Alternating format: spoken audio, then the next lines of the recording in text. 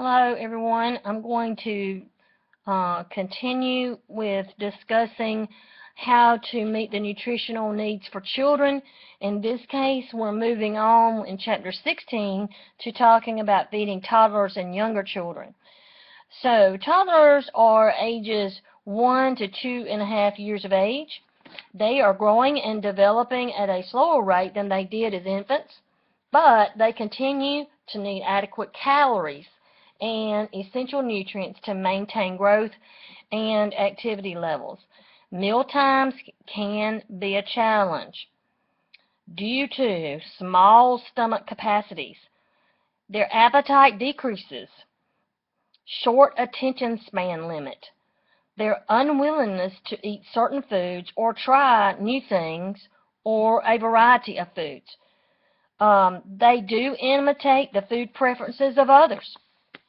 So if they see someone that doesn't like or makes a big deal about a specific food, then, and especially if it's someone important to them like mom or dad, because the mom and dad are their heroes, then they may think, hey, I'm not going to eat that food either because dad doesn't like it or mom doesn't like it, whatever. Anyway, adults are responsible for providing nutritious foods and meals for children to eat.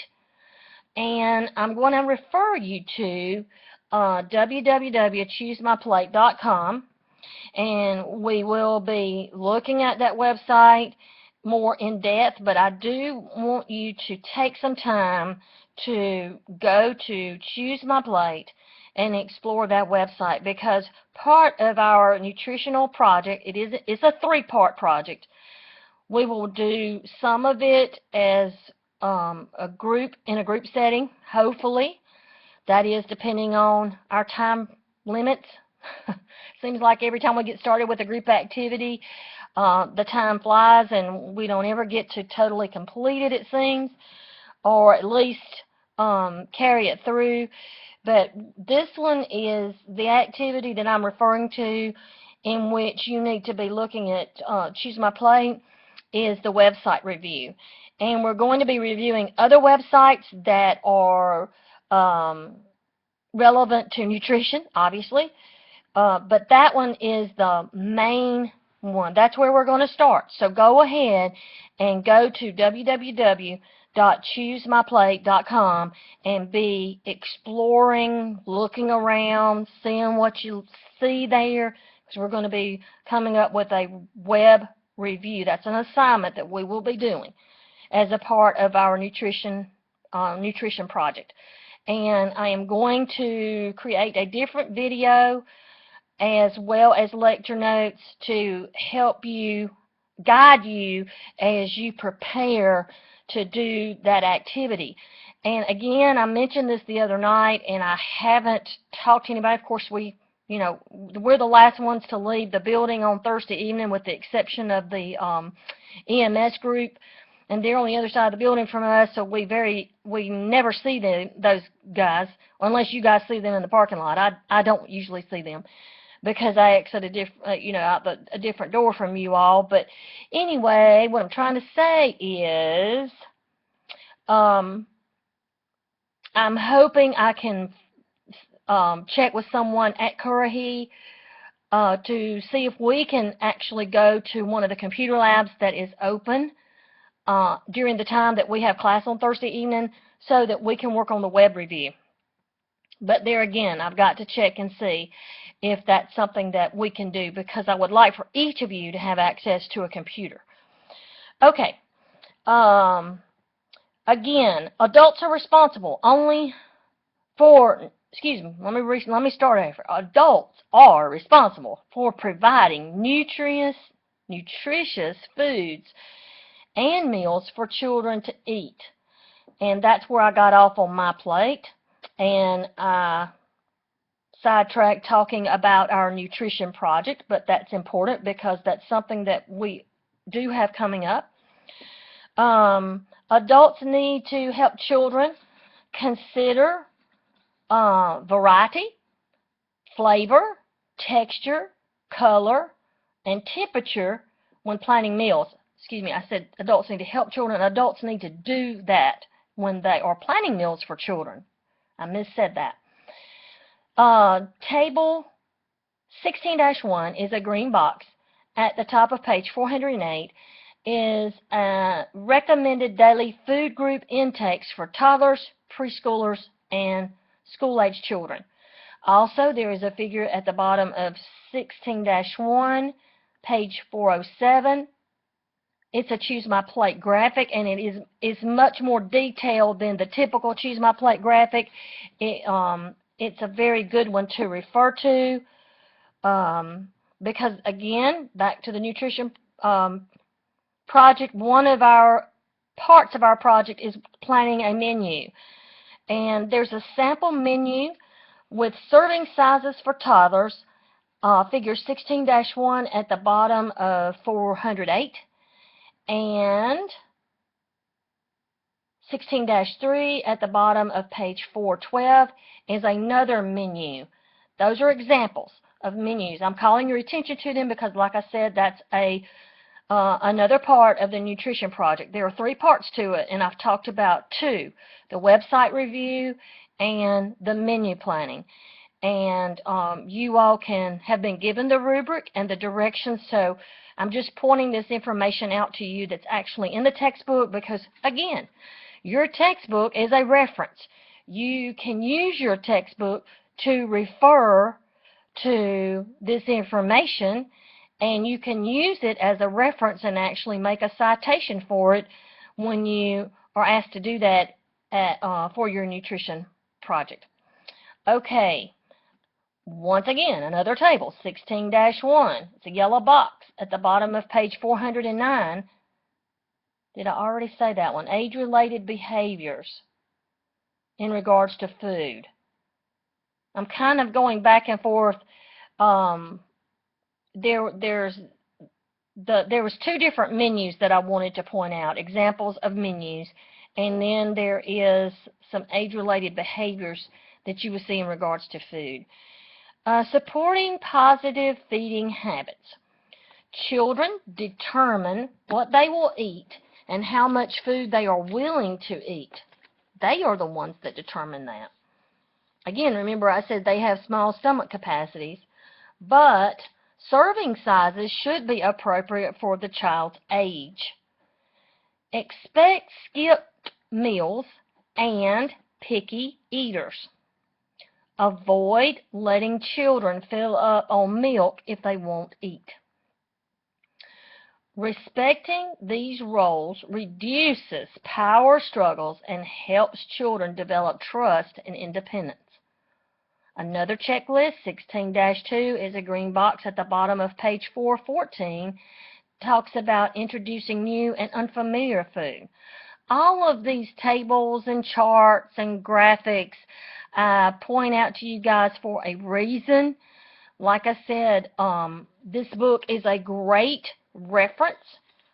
A lot of great information, way more information than we could take in. It's just a lot of information. Each time I go through it, I learn something new. But it is a great, that's why I want to point out these things to you guys so that as we go along, it will help you as you prepare for the projects that we do and just prepare you in general for working with children. Okay, children are in the process of establishing lifelong eating and activity habits. So, it is important for us as adults to be positive role models. Encourage children to try new food and activities. Jumped ahead of myself there a little bit. There is a story, and it is in the lecture notes, and you can click on the link. It's called Knees Lifted, and it's a beautiful story for children, and it's put out by the CDC Control for Disease Control Centers for Disease Control. I'll get it straight. And it's a children's book, but it is a video of the actual book. It's a really cute book, and it talks about children that are Native American children, and it talks about things that they need to be more active because people in their communities are getting diabetes. Really cute story. All right. Health problems that are related to eating problems. Dental cavities or tooth decay. You guys discussed that one in great detail. We had a lot of good information in those health projects that you all did. The posters and brochures really provided some great information on that. Another one is obesity, hypertension, which has to do with high blood pressure, cardiovascular disease, and of course diabetes. All right, graphic, another one. And I put this one in capital letters because I really want you to look at this one. 16-4. I do want you to look at all the graphics I refer to, and tables and charts and figures and all the things that I refer to, but this graphic is very informative to me. It discusses, or it actually shows pictures of the changes in portion sizes and calories. Please take time again to review this graphic. It shows fast foods and the changes of the portion sizes of these foods over the last 20 years. And very, very interesting how much it has changed. Please take a look at that. And also, there's another graphic. It's 16-5. You all have probably seen the food guide pyramid. As a matter of fact, one of the articles that I showed you all last week when we were looking at potential articles to review had a food guide pyramid in that article. And the food guide pyramid is no longer the graphic used to represent what you should eat. Nowadays, as of I think 2010, but I'm not positive the exact date, the Choose My Plate is the graphic that we refer to now in the United States, is the Choose My Plate graphic, and it's a little bit, well, it's a much more simpler to understand. And I had some wonderful help last week from some ladies in our class. Use the AccuCut machine and cut out the die cut of the My Plate graphic that you guys are going to get to put together, and you can use that however you want to. Just thought it would be fun for you to put together. But anyway, we'll talk about that more in the future and plan on getting to put that together. But 16-5 is at the bottom of page 417 is a different kind of pyramid. It's not the food pyramid, but it's a physical activity pyramid for young children. So that's also a great graphic to refer to. All right, please note, children who have developmental delays or medical conditions may also have special feeding needs. We've discussed this before. They may not recognize when they are hungry or not be able to express hunger. They have a tendency to overeat. They are more prone to choking. They may be taking medication that interferes with nutrient absorption or increases the need for certain nutrients. They have an increased tendency toward food allergies. Okay, the last topic that I want to discuss is snacks. Snacks. I had a kid one time. I'm sorry, I know you guys may not like these little stories, but I had a little fellow one time. He couldn't say the S in snacks, so he asked me quite frequently, when is it going to be snack time? And sometimes at first I thought he was talking about nap, N-A-P, but he was talking about snack, S-N-A-C-K, but he left off the S. He couldn't make that sound. This was in kindergarten, of course, but he loved snack time. Snacks can make a positive contribution to a child's diet by supplying nutrients that may be lacking. Snacks should be nutrient-dense food, high-fat, High sugar items fill children up, but also replace essential nutrients. This is a good time to introduce new foods for children to try, and avoid letting children eat whenever they are hungry. Um, the reason why, what I would see happen as far as snack time is, and this has been many years ago now that I taught in a public school kindergarten, the children brought their own snacks to school, and we would tell the parents not to put sodas or soft drinks in thermoses, because what would happen? Then it would explode. But we almost had to train people, and this was back in the day before the whole childhood obesity thing got to be such a big epidemic. But what kinds of snacks are appropriate for children to bring to school?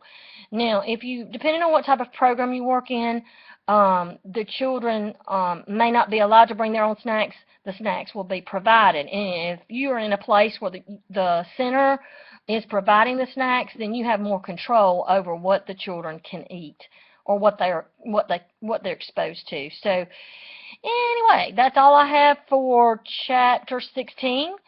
We are going to be talking a little bit more about appropriate snacks and planning meals in the upcoming chapters, and we'll also be talking about our nutrition project.